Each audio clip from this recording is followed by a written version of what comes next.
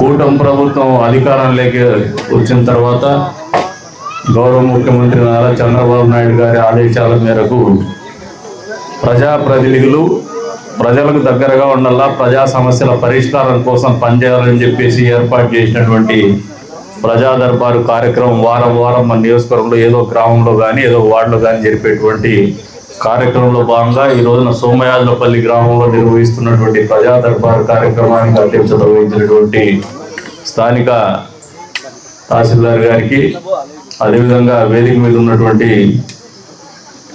ఇతర అధికారులకి, నాతో పాటి ప్రజా దర్బారు కార్యక్రమంలో భాగస్వామ్యం పంచుకుంటున్నటువంటి అక్క పర్వీన్ ఖాన్ గారికి, స్థానిక ఎంపీపీ గారికి, సోమశేఖర్ రెడ్డి గారికి, అదేవిధంగా స్థానిక సర్పంచ్ చంద్ర గారికి, రాము గారికి, సిద్ధారెడ్డి గారికి, పెద్దలు గౌరవనీయులు రమణారెడ్డి సార్ గారికి, అదేవిధంగా సోదరుడు తెలుగుదేశం పార్టీ మండల పార్టీ కన్వీనర్ ప్రసాద్ గారికి, వేదిక మీద ఉన్నటువంటి బీజేపీ నాయకులు కేశవరెడ్డి గారికి, జనసేన పార్టీ నాయకులు రవి గారికి, అదేవిధంగా వేదిక మీద ఉన్నటువంటి కూటమి పార్టీ నాయకులకు, వేదిక ముందున్నటువంటి కూటమి పార్టీ కుటుంబ సభ్యులకు, అదేవిధంగా సోమయాజులపల్లి గ్రామ సోదరిమణులకు, అధికారులకు అందరికీ కూడా, అదేవిధంగా ఈ రోజున ఆయుష్మాన్ భవనం ప్రారంభిస్తున్నటువంటి సందర్భంగా విచ్చేసినటువంటి డాక్టర్ నాగేంద్ర నాయక్ గారికి, ఆయుష్మాన్ ఆరోగ్య కేంద్ర సిబ్బందికి పేరు పేరున నమస్కారాలు తెలుపుకుంటూ, సోమయాజులపల్లిలో ఇది ప్రభుత్వం ఏర్పడిన తర్వాత రెండో కార్యక్రమం. గతంలో రచ్చబండ కార్యక్రమం నిర్వహించినాం. ఆ రోజున మీకు చెప్పిన గాండ్లపేట మండలానికి నీళ్ళు తీసుకొస్తామండి. దాన్ని ఆచరణలో పెట్టినాము. టెండర్లు కూడా అయిపోయి పనులు ప్రారంభిస్తున్నాము. తొందరలోనే అన్ని చెరువులు కూడా గాండ్లపేట మండలమే కాదు, ఎల్పికొండ మండలానికి కూడా నీళ్లు మీ మల్లమీదపల్లి లిఫ్ట్ ఇరిగేషన్ స్కీమ్ ద్వారా, పథకం ద్వారా నీళ్ళు ఇచ్చేటువంటి కార్యక్రమము తొందరలో కార్యరూపము దాల్చబోతోంది, కనుల ముందు ఆవిష్కరింపబడుతోందని చెప్పేసి కూడా ఈ సందర్భంగా తెలియజేస్తా ఉన్నాను. ముఖ్యమంత్రి గారు అడిగిన వెంటనే కేవలం ఒక మండలానికి నీళ్లు రాలేదంటే వెంటనే మంజూరు చేసినటువంటి పరిస్థితి. అందులో భాగంగానే టెండర్లు కూడా పూర్తయినటువంటి పరిస్థితి. ఇంకా ల్యాండ్ అక్విజిషన్ కూడా ఏదైనా డబ్బు అవసరం ఉందంటే దాటికి కూడా నిధులు మంజూరు చేసినటువంటి పరిస్థితి. ముఖ్యమంత్రి గారు ఎంత పట్టుదలగా ఉన్నారు. ఈ రాయలసీమ ప్రాంతానికి రైతాంగాన్ని ఆదుకోవాలనే ఆలోచన, రాయలసీమ ప్రాంతంలో తాగునీరు సాగునీరు ఇబ్బంది లేకుండా చూడాలని ఎంత పట్టుదల ఉన్నారో ప్రజలందరూ అర్థం చేసుకోవాలని చెప్పేసి కూడా కోరుతా ఉన్నారు. ఈ రోజున మామూలుగా ప్రజా సమస్యల్లో చాలా తక్కువ ఫిర్యాదులు వచ్చినాయి. సోమయాజులపల్లి గ్రామంలో ఆర్ఓ ప్లాంట్ అడిగినారు, అది వెంటనే మంజూరు చేస్తామని చెప్పేసి కూడా ఈ సందర్భంగా తెలియజేస్తా ఉన్నాను. అంతేకాకుండా పెద్ద ఎత్తున గ్రామ కంఠం భూముల్ని అన్యాక్రాంతమవుతున్నటువంటి పరిస్థితుల్ని మా దృష్టికి తీసుకొచ్చినారు. వాటి మీద ఖచ్చితంగా చర్యలు ఉంటాయని చెప్పేసి కూడా ఈ సందర్భంగా తెలియజేస్తున్నాము. అంతేకాకుండా మీకు ఇద్దరు వ్యక్తుల ప్రమేయం భూముల మీద విపరీతంగా ఉంది. ఎందుకంటే ఈ మధ్యకాలంలో కదిర్లో మామూలుగా భూములు లిటిగేషన్ ఉంటుంది కదిర్ టౌన్లో. కానీ తమాషైన వ్యవహారం ఏమంటే కదిరికి సమానంగా గాండ్లపేట మండలంలో కూడా భూతకరాలు మొదలైనాయి. ఇది ఏదో విచిత్రమైన పరిస్థితి ఉంది. వేరే ఏ మండలాల్లో ఈ సమస్యలు లేవు, గాండ్లపేట మండలంలోనే ఉంది. దీని మీద ప్రత్యేకమైనటువంటి శ్రద్ధ పెడతాం. ఈ రకంగా భూ సమస్యలు ఏవైనా ఉత్పన్నమయ్యే పరిస్థితులు దారితీసే వ్యక్తులను కానీ పరిస్థితులు కానీ ఉపేక్షించమని చెప్పేసి కూడా ఈ సందర్భంగా తెలియజేస్తాం. ఖచ్చితంగా చర్యలు తీసుకుంటాం, కఠినంగా కూడా వ్యవహరిస్తాం. వాళ్ళకు చట్టాల్లో ఉన్నటువంటి లొసుగులను అడ్డబెట్టుకొని ఈ రకమైనటువంటి వ్యవహార శైలిని ఈ ప్రభుత్వం అయితే ఉపేక్షించదని చెప్పేసి కూడా ఈ సందర్భంగా తెలియజేస్తాను. ఇకపోతే సిపిఐ సోదరులు శ్రీరాములు గారు ఒక ఫిర్యాదు ఇవ్వడం జరిగింది. గాండ్లపేట మండలానికి అందరి నీళ్ళని, అదైతే పూర్తి అయిపోయింది. నీళ్ళు తొందరలో వస్తాయి, మీరే వరి కాదు, పనులు మొదలవుతున్నాయి. టెండర్ కూడా అయిపోయింది అది.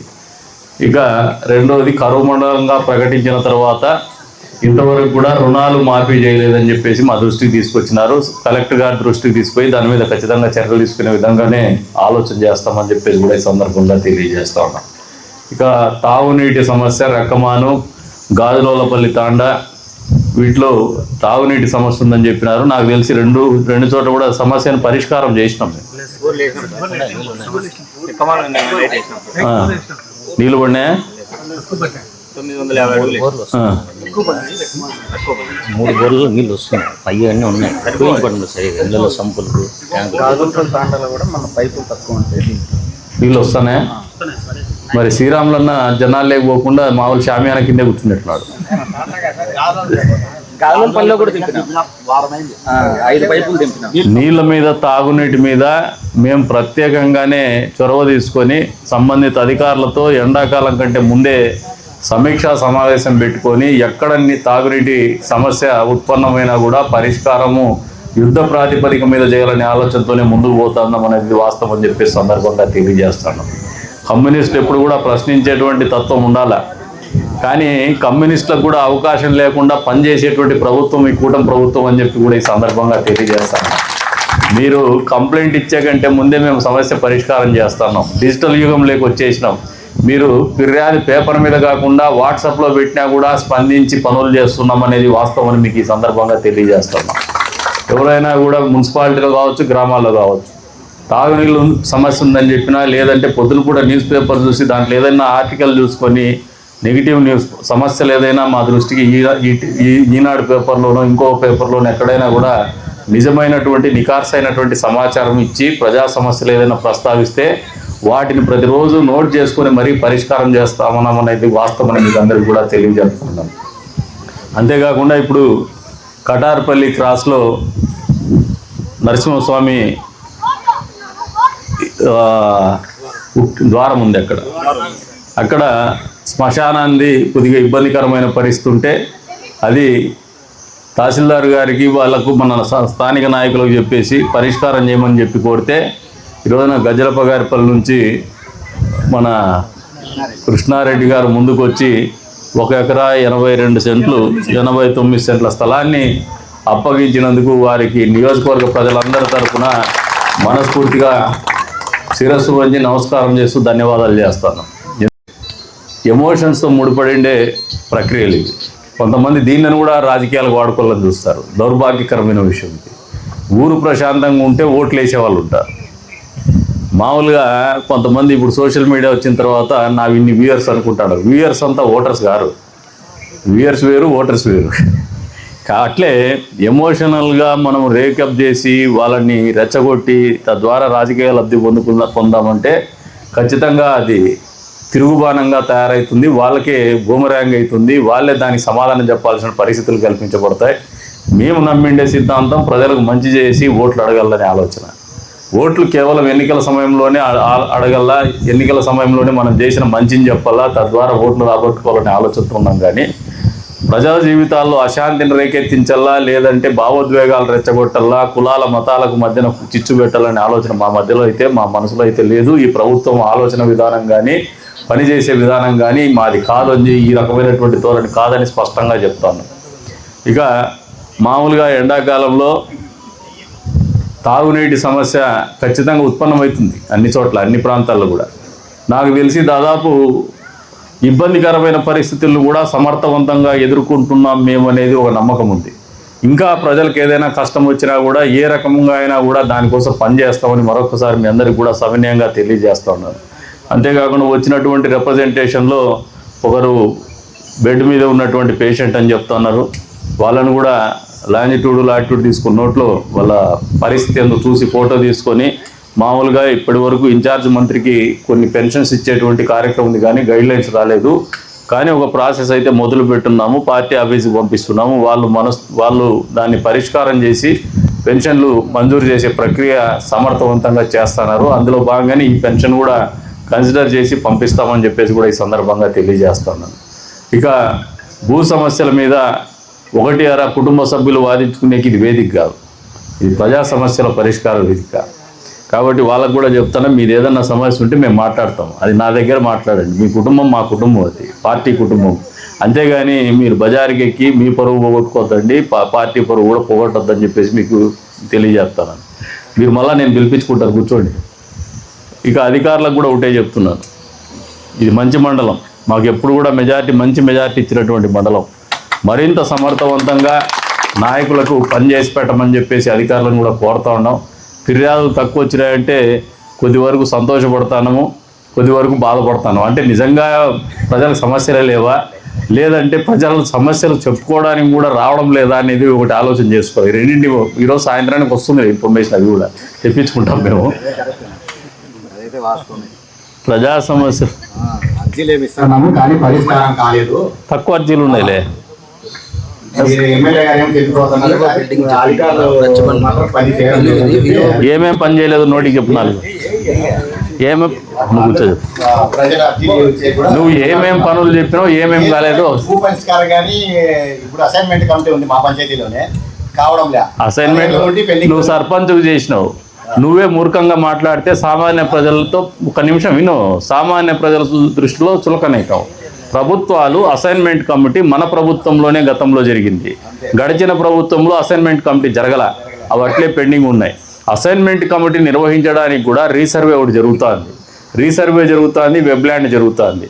ఎవరైతే దొంగతనంగా భూములు ఎక్కించుకుంటే విధానానికి స్పష్టి పలకాలని చెప్పేసి ఒక పారదర్శకంగా పేదోళ్ళ భూములను రక్షించాలనే ఉద్దేశంతో చేస్తానది రీసర్వే.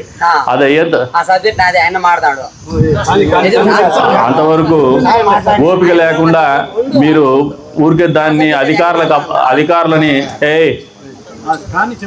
అధికారులని మీరు తప్పు పట్టడం అనేది సమంజసం కాదు. ఇది ఒక ప్రక్రియ. ఆ ప్రక్రియ ప్రభుత్వం సమర్థవంతంగా చేస్తుంది. తొందరలోనే అసైన్మెంట్ కమిటీ మళ్ళీ ఈ ప్రభుత్వంలోనే జరుగుతుంది. సంబంధిత రైతులకు కూడా మంచి చేసేటువంటి కార్యక్రమం కూడా జరుగుతుందని సందర్భంగా చెప్తాను. ఇంకా ఏమైనా సమస్యలు ఉంటే చెప్పు. నువ్వు లాజికల్గా ఆలోచన చేయాలి. అసలు మోచేతికి తేనె పూసి నాక్కోమనే వారం చేయొద్దు, అది నాక్కోలేదు. ఇప్పుడు రీసర్వే పెండింగ్ ఉంది, అదొక ప్రభుత్వం చేస్తూ ఉంది. అంతే స్థాయిలో వెబ్ల్యాండ్ అనేది కూడా ఒక ప్రక్రియ. కొత్త పట్టాదారు పాస్బుక్లు కూడా ఇస్తున్నాము. విజిల్ వేసి వీళ్ళు ఆడే చూసి కానీ మీరు నియోజకవర్గ వ్యాప్తంగా కూడా ఎక్కడెక్కడ ఐడెంటిఫై చేస్తున్నాము, దానికి బడ్జెట్ కూడా ఒకసారి మాట్లాడమని చెప్పినాం. వచ్చిందా డేటా? వివో బిల్డింగ్స్ మహిళా సంఘాల వాళ్ళకి ఒక్క నిమిషం ఉండే చోట కాకుండా నియోజకవర్గంలో ఎక్కడెక్కడ అవసరమో అవన్నీ చోట కూడా ఒకటేసారి ఎల్ఏడిఎఫ్ ఉంటే దేంట్లో దాంట్లో డబ్బులు తీసుకొచ్చారో కంప్లీట్ చేస్తాం. ఇది మొత్తం మీద ఇది కంప్లీట్ చేస్తామమ్మా. ఇప్పుడు ఒక చోట కాదు, మీరు అడిగిండేది నన్ను సోమయాజులపల్లిలోనే రచ్చబండ కార్యక్రమంలోనే. మేము దానికి కావాల్సిందే బిల్డింగ్స్ ఇంకా నియోజకవర్గ వ్యాప్తంగా కూడా ఎక్కడైతే బిల్డింగ్స్ షార్టేజ్ ఉందో వాళ్ళందరికీ కూడా ఏర్పాటు చేస్తామని చెప్పేసి కూడా ఈ సందర్భంగా తెలియజేస్తున్నాము. మీరు వ్యక్తిగతంగా మా దగ్గర డేటా ఉందిలే, మేము తెప్పించుకున్నాం, కానీ వాళ్ళ అథారిటీస్తోనే తెప్పించుకున్నాం.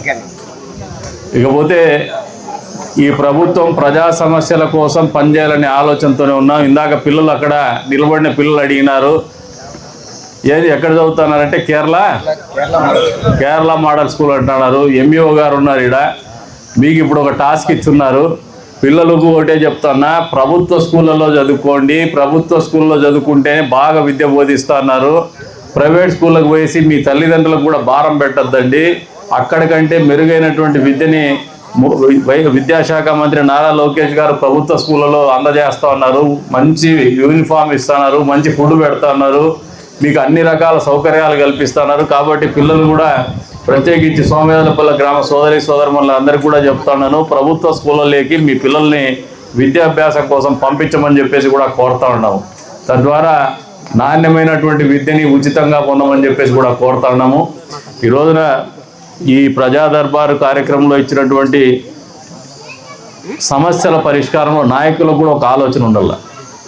బట్టగాలు చేసి ముఖం మీద మనమే వేస్తే ప్రజలు ఎక్కడికి పోతారు? సమాధానం చెప్పేటప్పుడు, ప్రశ్నించేటప్పుడు మనం ప్రశ్నించే ప్రశ్నకు హేతుబద్ధత ఉందా లేదా ఆలోచన చేయాలి. ఇప్పుడు అసైన్మెంట్ కమిటీ గురించి అవగాహన పెంచుకొని నాయకులు మాట్లాడాలి. అవగాహన లేకుండా, పరిపాలన మీద ఆలోచన లేకుండా చేస్తే అది తప్పదు. ప్రజల్ని తప్పుదోవ పట్టించిన వాళ్ళు అవుతారు. స్పష్టంగా చెప్తున్నాం, అసైన్మెంట్ కమిటీ జరుగుతుంది. రీసర్వే అయిపోయి వెబ్ల్యాండ్ అయిన తర్వాత అసైన్మెంట్ కమిటీ జరుగుతుంది. న్యాయమైనటువంటి రైతులకి భూమి అసైన్ చేసి మళ్ళీ పట్టాదారు పాస్బుక్లు కూడా ఖచ్చితంగా రాజముద్రతో ఉండే పట్టాదారు పాస్ పుస్తకాలు, జగన్ రెడ్డి ఫోటో ఉండేవి కాదు, రాజముద్ర ఉండే పట్టాదారు పాస్ పుస్తకాలు కూడా మీకు అందజేస్తామని చెప్పేసి కూడా ఈ సందర్భంగా తెలియజేస్తున్నాము. కాబట్టి ప్రజలు కూడా ఈ ప్రజాప్రభుత్వాన్ని మనస్ఫూర్తిగా మీరు ఆశీర్వదించాలని, మీ మద్దతు ఎప్పుడు కూడా ఈ కూటమి ప్రభుత్వానికి ఉండాలని చెప్పేసి కూడా కోరుకుంటూ, అవకాశం కల్పించిన ప్రతి ఒక్కరికి కూడా పేరు ధన్యవాదాలు తెలుపుకుంటూ సెలవు తీసుకుంటున్నాను.